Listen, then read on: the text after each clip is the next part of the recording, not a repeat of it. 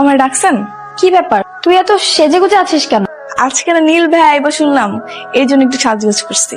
নীল আসবে তাতে তোর কি? তুই বাড়ির কাজের মেয়ে, কাজের মেয়ের মতো থাকবি। নীল আসুক আর সবুজ আসুক সেটা আমাদের ব্যাপার, তুই কেন এত সাজুগুজু করবি? এই টিপ খোল আর লিপস্টিক মোছ, যা মুখে কালি মেখে আয়। আজকে থেকে তুই বাসায় মুখে কালি মেখে থাকবি। কি হয়েছে রে? বাসাতে চিল্লাচিল্লি কিসের? দেখো না ভাইয়া, কাজের মেয়ের ঢং দেখো। যদি তোকে নীলের সামনে দেখছি তাহলে কিন্তু তোকে এই বাড়ি থেকে বের করে দিব, কথাটা যেন মাথায় থাকে। দাদি তোমার কিছু লাগবে?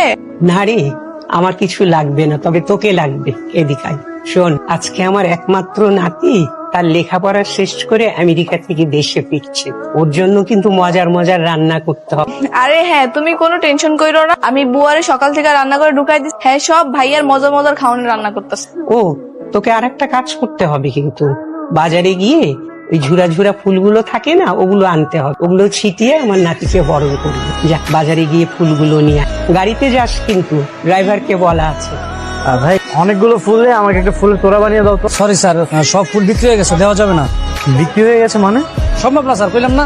দেখেন ভাই, আমার দাদিমায়ের সাথে আমার 8 বছর পরে দেখা হচ্ছে, আমার একটা ফুলের তোড়া লাগবেই লাগবে। সরি, সাইডে সাইডে ম্যাডাম আছে।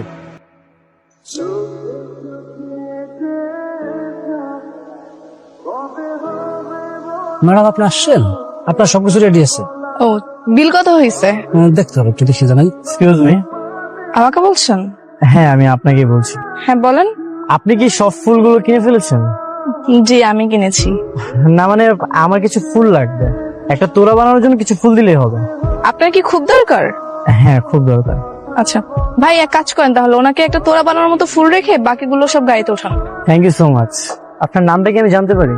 কেন, নাম জেনে আপনি কি করবেন? এখন নাম জানতে চাইছেন, একটু পর নাম্বার চাইবেন, তারপর বলবেন বাসা কোথায়, এটা সেটা আরো কত কি। শুনেন, এসব ফাও পেঁচাল আমার সাথে পারবেন না। আপনি হেল্প চেয়েছেন, আমি হেল্প করছি। আয় ভাই, ফুলটা ওনাকে দিয়ে দিন। উপর থেকে ফুল দিবা? যাও না, নিচে যাও। না না, নিচে যাওয়া নিস, পরে আবার লাইলা আপু আমাকে বকাবকি করবে। আচ্ছা, এখান থেকেই দে, এটাও কিন্তু দারুণ হবে। হুম। Welcome my sweetheart. দাদি, দিস ইজ ফর ইউ।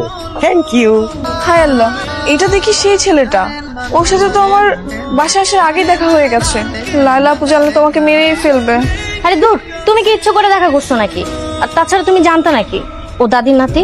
দেখাবার হয়েছে, এখন লুকায় যাও।